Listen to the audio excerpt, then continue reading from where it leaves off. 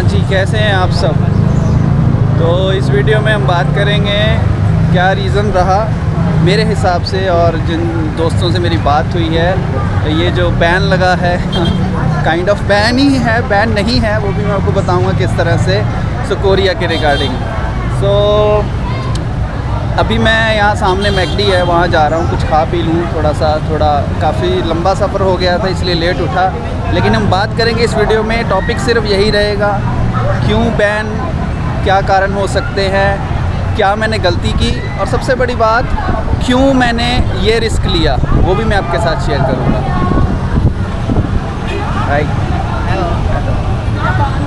Hi Ray, good morning. Good morning. Are you leaving tomorrow? Sorry? You said Yeah. you're leaving tomorrow. I'm leaving tomorrow. What time? Yeah. Morning. Morning 7 or 8? Yeah, morning 7. Why? You have girlfriend? And where is she? You have girlfriend? May wife na yan. You have wife. So what? I have a wife. Jano. But make a girlfriend is a choice. Huh? Mistress. Oh, by the way, thank you. Thank you so Where much. is she? You treat me up. Ay, nahanap niya si No, I'm asking. Jessie. She is in 999. She's looking for Jessie? Yes. Jessie. Why? She loves Jessie? Or she like Jessie as a friend? As a friend. Right? Nakapagkilala siya sa amin dito. Nilipin niya kami ng Coke. So, Okay. Okay, I'm just coming. Okay. Thank you. Thank you. ये रात को मुझे मिले थे, मैं अभी रात को भी मैं मैकडी की तरफ आया था, खाया कुछ नहीं, बस जस्ट वो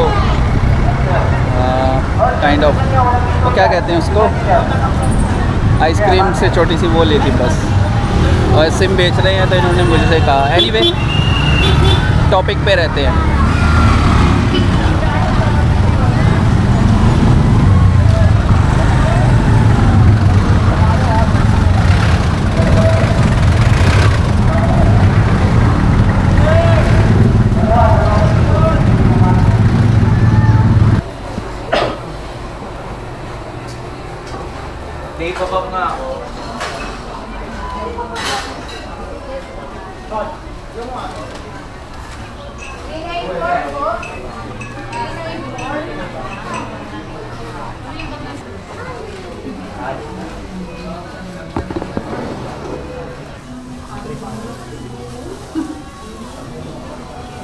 मेरे पास कैमरे का स्टैंड नहीं है, तो ऐसे ही यूज़ कर रहा हूँ मैं टेम्परेरी। गिलास, उसके ऊपर चटनी, ये जो सॉस थी उसका रखा मैंने, काइंड ऑफ कटोरी, उसके ऊपर ये कैमरा है। हो सकता है मैं बहुत ऊपर आ रहा हूँ, नीचे आ रहा हूँ, मुझे कुछ नहीं पता। सो एनीवे, खाते खाते बात कर लेते हैं आज। तो सबसे पहला ये कि मैंने कोरिया में ये अटेम्प्ट लिया, मैं आपको बताता हूँ। देखिए, कहते हैं ना, अपना ही अपने को वो चीज़ होती है। तो खैर प्लानिंग तो मेरी यही थी कि मैं जाऊँगा कनाडा, लेकिन नो डाउट चेंज कर दी मैंने। और पहले मैंने फ़िलीपींस आना था, तो मुझे यहाँ पे जो टिकट है वो काफ़ी बजट प्राइस में मिली। और उससे पहले, फ़िलीपीन आने से पहले मेरा प्लान अमेरिका का था, तो मेरी प्लानिंग थी अमेरिका कनाडा होते हुए मैं देख लूँगा। लेकिन जैसे ही मुझे फ़िलीपींस की बजट टिकट मिली, उधर से मुझे पता लगा कि मेरे फ्रेंड हैं करण जी, वो आ रहे हैं जापान से, तो मैंने ये प्लान कर लिया। ठीक हो गया। अब क्यों किया, मतलब जब सब कुछ लिखा है वेबसाइट पे, तो मैंने क्यों किया, उसका रीज़न ये था कि वहाँ पे मैं कंफ्यूज भी था, क्योंकि उन्होंने लिखा था कि आप आ सकते हैं और रहने के बाद आप थर्ड कंट्री जा सकते हैं।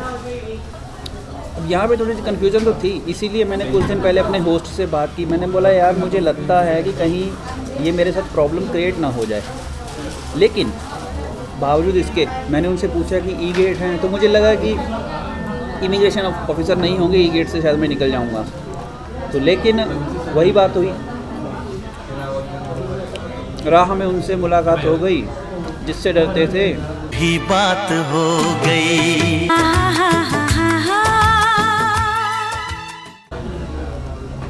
तो कहते हैं ना, ज़्यादा दिमाग या अपनी मनमत लगा लेना, वो वाली बात होगी मेरे साथ। अब इसकी मैं एक और बात बताता हूँ आपको क्या है। आप भी लोग देखते हैं, मैं भी देखता हूँ। तो कुछ ऐसे व्लॉगर्स हैं जो व्लॉगर्स ये बताते हैं लेकिन पूरा नहीं बताते। वही मैं बात शुरू से कह रहा हूँ। अब मैंने एक्सपीरियंस कर लिया, मैं नहीं चाहता किसी और को प्रॉब्लम आए, इसीलिए मैं वीडियो डाल रहा हूँ। हो सकता था मैं भी वीडियो नहीं डालता, मैं सोचता यार इंसल्टेड फील हो रहा है, कोई कहेगा यार इतने बड़े वीज़ा इतना घूमने के बाद। मैंने एक चीज़ मानी है, ठानी है, जब तक हम चलते रहेंगे तब तक हम सीखते रहेंगे। जिस दिन हम कहेंगे सीख गए, बस उस दिन गए। तो खैर वेबसाइट पे लिखा था, उसके कारण भी मैंने अटैम्प्ट लेने की कोशिश की, तो नहीं हुआ। तो ये तो हुई बात, मैंने क्यों अटैम्प्ट लिया। अब मैं बात करूँगा कि मुझे क्या लगता वाई। देखिए, मैंने अपने कुछ दोस्तों से बात की, पहले भी उनसे जो की थी, तो हम सबका माइंड एक ही था कि यार हमने तो कंट्री आउट कर देनी है, क्या प्रॉब्लम आएगी। लेकिन नहीं, अब जो हमारा है, जो मुझे शुरू से पता है, देखिए पहली बात, बहुत से लोग कनाडा, यूएस का वीज़ा, इवन यूएस का वीज़ा लेकर भी वो साउथ कोरिया में आए, उन्होंने जीवन कार्ड अप्लाई किया। ये बात आप सब जानते हैं, वीडियो देखने वाले भी जानते हैं। लेकिन इसके बावजूद कुछ लोग ऐसे भी आए हैं जिनके पास कनाडा के रिवोक वीज़ा थे, वो रिवोक वीज़ा वाले भी वहाँ रुक गए जीवन वीज़ा ले। ठीक हो गया। इसके बाद कुछ एजेंटों ने साउथ अमेरिका के लिए यहाँ से ट्रांजिट फ़्लाइट्स वगैरह का कुछ ऐसे किया, जो ट्रांजिट एरिया में रुक गए, आगे नहीं गए, वहीं रुक गए। 3 हो गया। अब जितने भी लोग आए हैं, तो इसका मतलब ये है कि इनके पास कनाडा का वीज़ा, यूएस का वीज़ा चेक करने की कोई फैसिलिटीज़ नहीं है, या उन्हें ये लगा कि I am not a genuine traveller. एक बार उन्हें ये लगा, जैसे ही मेरी बातें शुरू हुई, बहुत अच्छी बातें होती रही, उसके बाद उन्हें लगा, फील हुआ, लेकिन उन्होंने कहा कि सिस्टम ऐसे है। तो इसका मतलब ये है, जब उन्होंने मुझे एंट्री दी, सिस्टम में उन्होंने ज़रूर पुट किया होगा। और इवन हम अराइवल कार्ड भरते हैं तो उसमें 2 डेज़ लिखा था, उनसे उनको भी हुआ। और एयरलाइन वालों के पास भी कुछ ना कुछ अथॉरिटी है, जिससे उनको पता लगा कि यार ये बंदा ऐसे ऐसे कर रहा है। ठीक है, तो सिस्टम का सारा सिस्टम चल रहा है। मुझे सच में यही रीज़न्स बनते हैं कि कुछ लोगों की वजह से, अब कुछ लोगों को ऐसा होता है। लेकिन यहाँ पे मैं एक बात जरूर कहूँ, the rule is rule. So rule तो मैंने ब्रेक किया, ये हुआ। अब हो सकता है पहले वो कई लोगों को ऐसे कर देते हों, जैसे हमारे एक फ्रेंड थे, म्यूचुअल फ्रेंड हैं, वो आए थे मलेशिया से कनाडा का वीज़ा था, सेम उन्होंने ऐसे ही किया था और वापस चले गए थे। मेरी उनसे बात नहीं हुई आने से पहले, अभी मुझे पता लगा। अब उनको किया है नहीं किया है मुझे नहीं पता, और कब आए थे मैंने ये नहीं पूछा। लेकिन मुझे ये लगता है पिछले तकरीबन 1 साल में, 1 से 1.5 साल में, क्योंकि देखिए 2024 में कनाडा ने इतने वीज़ाज़ दिए, मतलब आप पूछिए मत। लेकिन रिवोक भी उस स्पीड से किए फिर उन्होंने वीज़ा। और रिवोक वीज़ा पे जैसे कहते हैं ना, वो हमारे पंजाब में कड़ची वगैरह, ये वो सेटिंग्स वगैरह कर के चढ़ा दिए, वहाँ पहुँच गए कैसे भी। और even the UK Schengen visa पे भी एंट्री मिल जाती है ना। तो मुझे ये लगता है यही एक मिस्टेक हुई है, और रीज़न यही बनता है, और कोई रीज़न नहीं बनता। कि बहुत से ऐसे उनको पता है इमिग्रेशन के कहते हैं ना, कान खड़े हुए हैं कि यार लोग ऐसे आते हैं, ऐसे करते हैं। अब मैं तो रुक नहीं रहा था, चाहते तो वो मुझे जाने देते, लेकिन जब स्कैन किया पासपोर्ट, वो ये गेट नहीं खुला, तो इसका मतलब वो स्पेशल परमिशंस के अंदर आता है। तो उन्होंने स्पेशल ये प्रमोशंस रखा हुआ, उसके अंदर आता है। वीडियो तो मैं रिकॉर्ड कर रहा हूँ, मुझे नहीं पता कितना मेरा शेयर आ रहा है ऊपर से, कितना नहीं आ रहा है। एनीवे, तो ये रीज़न है जो मुझे समझ में आ रहा है।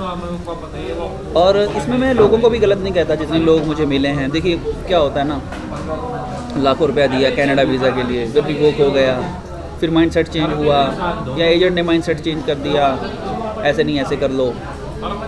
बहुत से लोग वहाँ आए हैं, लाखों रुपया भी दिया है उन्होंने, और भी बहुत कुछ है, और भी कई बातें हैं, उस बात पे नहीं हम जाएंगे, ठीक है। लेकिन रूल इज़ रूल, तो रूल ब्रेक हुए हैं, मैं वही बात करूँगा। हर एक ने रूल ब्रेक किए हैं, वहीं रह गए हैं, जीवन वीज़ा अप्लाई हुए हैं, इन लोगों की समझ में नहीं है। अच्छा, एक मैं लास्ट में बात कहूँगा, फिर वीडियो ख़त्म करते हैं। मुझे यहाँ तक याद है, उन्होंने पहले मुझे ये कहा था कि आप जाते हुए, मतलब अगर आप आएंगे तो नहीं, आप उधर से आएंगे, तो मुझे ऐसे लगा। मैंने थोड़ा क्लैरिटी में पूछा, दोबारा पूछा, फिर उन्होंने कहा नहीं, आप ट्रांजिट जोन में रह सकते हैं, आप बाहर नहीं निकलेंगे, आप वीज़ा लेके आ जाना। थोड़ा सा कंफ्यूज तो हूँ। अब मुझे लगता है कि उधर से आते वक्त भी एक अटैम्प्ट ले लेना चाहिए, यूएसए या कनाडा में। एनीवे, जो होता है अच्छे के लिए होता है। महसूस मन है ना, मन महसूस कराता है, और कुछ नहीं है। बाकी आप वीडियो को आपको अच्छी लगी है, आप लाइक करिए, कोई दोस्त है उनको शेयर करिए, चैनल सब्सक्राइब नहीं किया तो कर लीजिए। आपका कोई सुझाव है, कोई कमेंट है, आपके मन में कोई बात है तो कमेंट करिए। और वीडियो देखने के लिए आपका बहुत बहुत शुक्रिया। आप स्वस्थ रहें, मस्त रहें, व्यस्त रहें।